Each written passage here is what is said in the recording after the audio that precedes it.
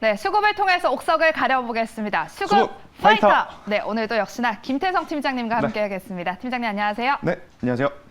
네, 먼저 수급 동향부터 한번 살펴보도록 하겠습니다. 오전장까지는 외국인 기관 모두 코스피 코스닥에서 모두 팔았는데 네. 지금 코스닥에서 기관이 매수세로 돌아섰어요. 또 개인은 팔고 있는데 제가 어떤 걸 사는가 한번 찾아봤더니 파인테크닉스, 제이시스 메디칼, 아비코 전자 이런 종목들을 사고 있더라고요. 그쵸. 근데 보니까 공통점이 딱히 없어요. 왜 그런 걸까요? 일단 뭐 시기적으로 네. 지금이 어떤 시즌이죠? 지금이요? 실적 시즌? 그렇죠. 일단 이제 어제부터 삼성전자의 잠정 실적 발표가 이제 나오면서 네네. 많은 기업들이 이제는 1분기에 어떠한 실적을 발표할 것인지에 대한 뉴스들이 나올 가능성이 굉장히 높습니다.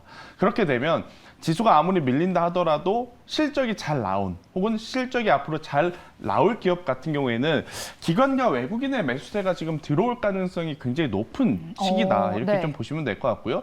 제이시스 메디칼도 그렇고 아비코 전자도 그렇고 사실 이제 저희가 수급파이터 시간에 한 번씩 다뤘었던 종목들이 맞아요. 네, 분기 실적 충분히 기대해 볼 만하다라는 이야기를 그때 당시에도 드렸던 것 같은데 분명히 이 실적에 대한 기대감이 있기 때문에 메이저 주체들이 지금 사주고 있지 않나라는 의견 한번 드리도록 하겠습니다. 네, 기관이 누구보다 발빠르게 또 지금 실적이 좋은 종목들을 사고 있는 것 같습니다.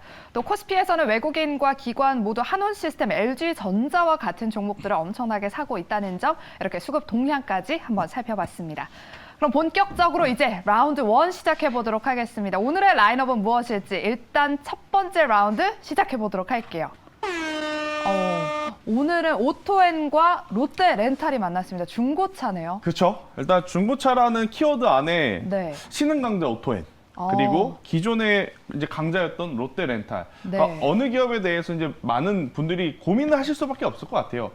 최근에 이제 떠오르고 있는 오토엔을 공략을 해야 되는 것인가? 아니면 과거부터 시장에서 굉장히 좋은 평가를 받았던 롯데렌탈 지금 시점에서 우리가 관심 한번 가져봐야 되는 것인가? 이러한 고민을 좀 하실 것 같아서 네. 그리고 이제 중고차 섹터에 대해서 이제 뭐 지난 한 달 동안 계속 이제 관심이 좀 커지고 있기 때문에 아마 관심은 있었는데 주가가 많이 올라오다 보니까 매수를 좀 머뭇머뭇하시다가 못하신 분들이 많을 것 같아요. 네. 그죠? 그래서 이제 지금이라도 사야 되는 것일까에 대한 고민까지도 한번 제가 말씀드려보도록 하겠습니다. 우리 김태성 팀장님께서 우리 시청자분들이 궁금해하실 만한 거를 콕콕 집어서 오셨는데 신과 구가 만났습니다. 과연 승자는 누가 될지 바로 확인해 보도록 할게요.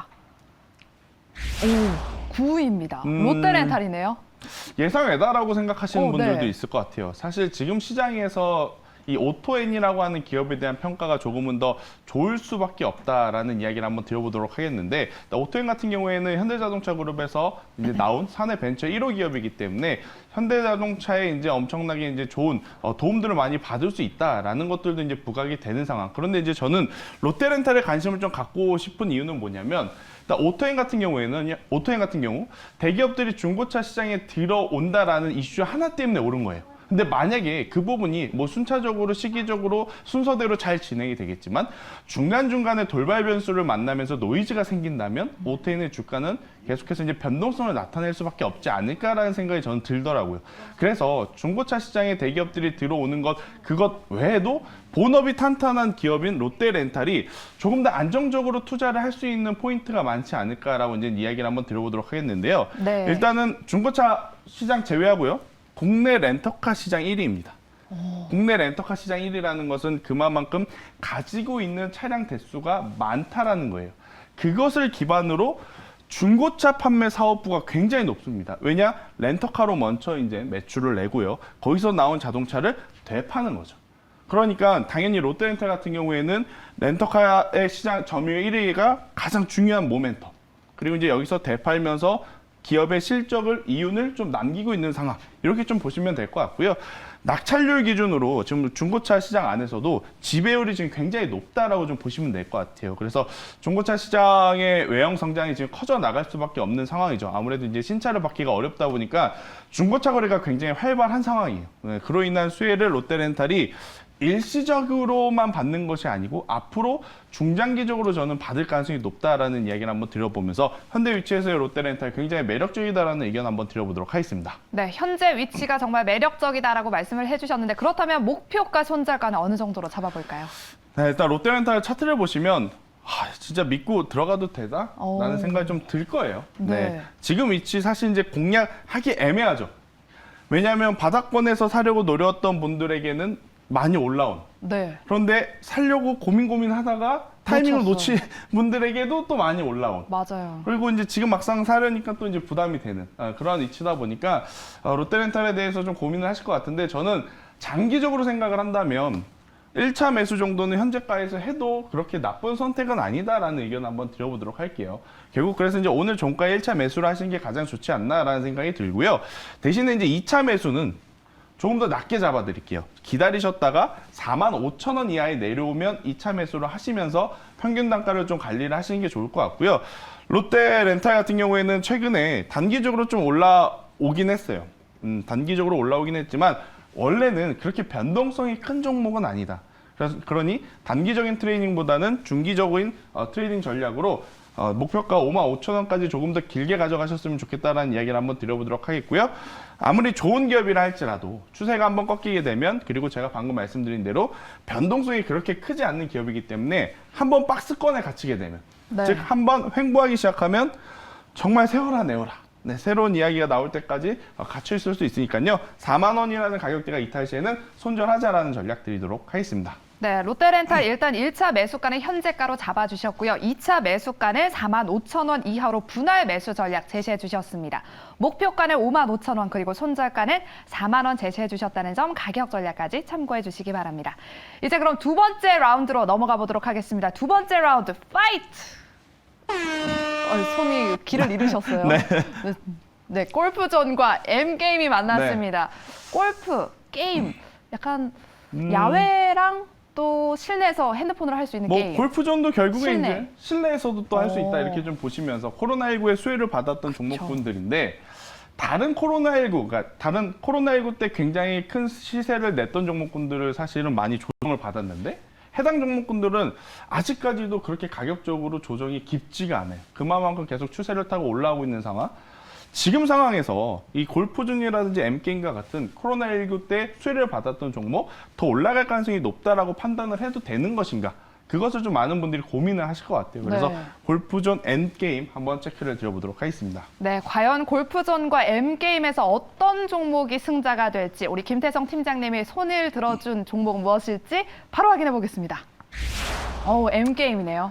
네, 게임 일단은 뭐 기업 크기 기준으로 봤을 때는 사실은 골프존이 굉장히 큰 기업이고 네. M게임은 이제 중소형주로 이제 판단을 좀 할 수 있고 그런데 일단 골프존 같은 경우에는 계절적으로 이제는 실내에서 골프 연습을 하셨던 분들이 그냥 코로나19로 인해서 골프를 시작하신 분들 그리고 또 이번 겨울에 실내에서 열심히 연습하셨던 분들이 아마 3월부터 실외로 필드로 이제 나가시기 이제 시작하신 분들이 굉장히 많을 거예요. 그러다 보니까 사실 과거보다 골프존 같은 경우에는 이용자 수가 폭발적으로 늘어나기에는 어느 정도 한계점이 저는 있지 않을까라는 생각이 들어요. 물론 실적이라든지 향후의 성장성은 굉장히 좋습니다.